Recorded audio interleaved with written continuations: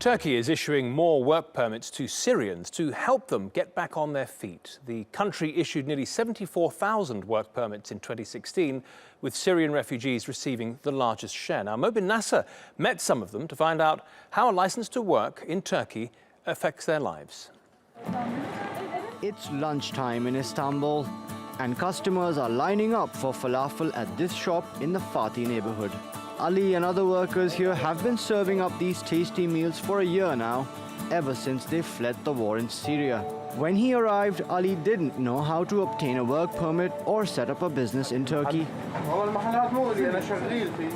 So he sought help from Hussam Orfali, who runs an immigration consultancy.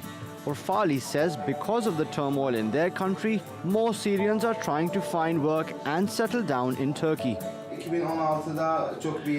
In 2016, many Syrians set up their own business. They had been waiting for the war to finish, hoping they could go home. But now the situation has worsened and people are preparing to stay here for longer. The number of work permits issued to foreigners in Turkey is climbing fast. In 2015, 65,000 work permits were issued. This tally reached 74,000 in 2016, with the highest proportion going to Syrians. 40% of the 4,500 new businesses set up by foreigners last year were launched by Syrians. A stroll through the neighborhood shows many such businesses are in Fatih. Wasim's family used to run a restaurant in Damascus. With their work permits secured, they're now serving the same cuisine here. Before finding this job, I have been working on a textile factory for a year. I was unregistered and got 600 lira per month.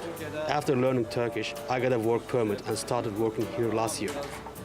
There are more than 3 million Syrian refugees in Turkey, and thanks to an open-door policy, many are becoming productive members of society instead of relying on state support and charity.